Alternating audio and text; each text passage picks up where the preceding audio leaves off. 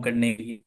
ठीक है, 6 to 20 minutes लगते थे रिकंस्ट्रक्ट करने के लिए, यानी 26 से 30 मिनट लगते थे पेशेंट को पूरा एक सीटी स्कैन की फिल्म आपके हाथ में आने के लिए। और अब अगर आप देखें तो पेशेंट अभी ऐसे होता है और अभी वो बाहर आता ही है, साथ ही आपके हाथ में फिल्म होती है। एडवांस हो गया। सो अर्ली स्कैनर्स थोड़े से जो है बेसिक्स थे, उसके बाद हेलिकल स्कैनर्स आ गए, स्पाइरल स्कैनर्स आ गए, फिर मल्टी स्लाइस स्कैनर्स आ गए, जिनकी बेसिस के ऊपर बहुत आसानी हो गई। एक तो फास्टर हो गया, दूसरा जो एडवांस हो गया, और एक तो टाइम टाइम भी जो है वो उसमें शॉर्ट हो गया। सो ये आप अगर देखें, ये 19 का जो पहला स्कैन है उसके इमेज है।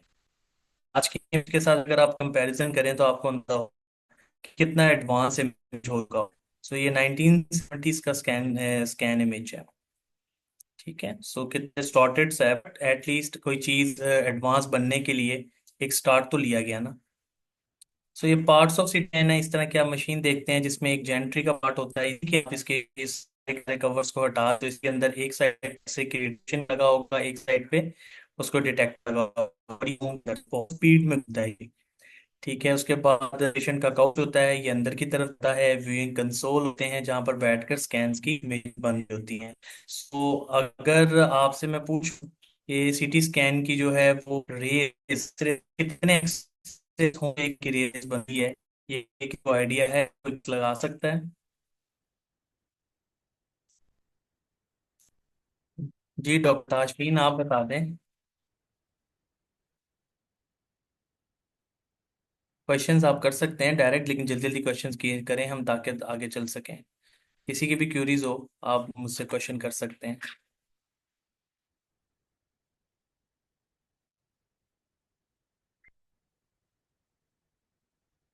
तो जो रिकॉर्डेड बात की जाती है वो ये कही जाती है कि 400 एक्सरे हों तो एक सीटी स्कैन का इमेज बनता है। सो कहीं पे किसी जगह पर 7 to 800 के एक्सरेज का लिखा गया है, लेकिन 400 डॉक्यूमेंटेड है कि 400 जो है वो रेज एक्सरेज हों तो एक सीटी स्कैन का इमेज बनता है।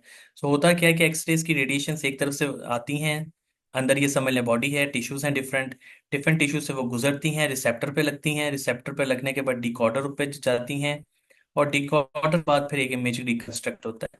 एथेन्यूएशन क्या है कि डिफरेंट टिश्यूज डिफरेंट किस्म की रेडिएशन को एब्जॉर्ब करते हैं और रिफ्लेक्ट करते हैं। जो बोन है आपकी, वो मैक्स मिनिमम जो होता है वो रेडिएशन को एब्जॉर्ब करती है, इसलिए वो वाइट नजर आती है हमें।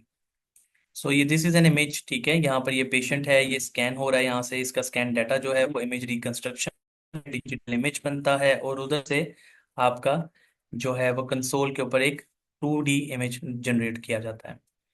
सो ये एक ऐसे इमेज बनाया हुआ है, ऐसे पेशेंट आगे की तरफ आ रहा है और मल्टी स्लाइस बन रहा है।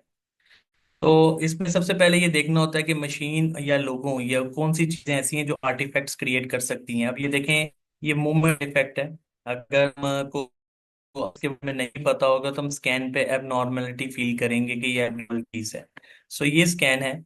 सो अक्सर आप लोगों ने देखा होगा कि कोई भी एक्सीडेंटल केस होता है वो हाइपर एक्टिव होता है, आप उसको स्कैन के लिए भेजते हैं। इवन कोई बच्चा है छोटा, तो आप उसको स्कैन के लिए भेजते हैं, तो आपको रिवर्स वापस आ जाता है कि वो कह रहे हैं कि बच्चा सीडेट नहीं है, बच्चा एक जगह पे स्टिल नहीं होता, आप स्टिल करें इसको, तभी स्कैन हो सकेगा। सो बेसिकली ये मूवमेंट अफेक्ट आता है। अगर बच्चा या मरीज जो है वो अगर मूवमेंट करेगा ज्यादा, तो मूवमेंट की वजह से स्कैन का इमेज नहीं क्रिएट हो सकेगा। ठीक है। अपने माइक म्यूट कर लें, और अगर आपने कोई क्वेश्चंस पूछने हैं तो आप जो है ना वो टेक्स्ट मैसेज के ऊपर जो है ना वो पूछ लें। दूसरा, अगर आप रिपीट स्कैन देखें उसी पेशेंट के और स्टिल पोजीशन के अंदर है, सो वो आर्टिफैक्ट्स जो से वो बिल्कुल गायब हो गए हैं।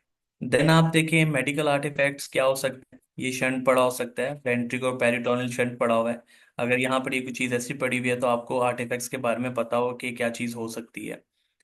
सो सिंगल स्लाइस आर्टिफैक्ट्स हो सकता है, बाज़ औक़ात पेशेंट के एक स्लाइस के अंदर यहाँ आपको वाइट कलर का शेडो नजर आ रहा होता है, और बेसिकली ये पेट्रोन का एक शेडो है। अगर एक स्लाइड के अंदर एक जगह के ऊपर कोई इस तरह का वाइट शेडो नजर आ रहा है तो आप ये नहीं उसको कर सकते कि ये ब्लड है, आप उसकी बाकी स्लाइसिस को भी देखें। सो स्कैनिंग टेक्निक क्या है? टेक्निक यही होती है कि उसको स्पाइन में लेटाना है, एक स्कैन नाम होता है, और स्कैन इंटरवल्स जो से हैं आपके 10 mm फॉर एडल्ट्स और 7 mm फॉर चिल्ड्रन होते हैं। सो ये अगेन कुछ आर्टिफैक्ट हैं। अगर आप यहाँ जो सन अपियरेंस है, पॉसिबिलिटी है भी यहाँ पर मेटल है, बाजू का पड़ी हुई होती है, मेटल चीज होती है। सो कोई नेल लगा होता है। अभी रिसेंटली एक बच्चा हमारे पास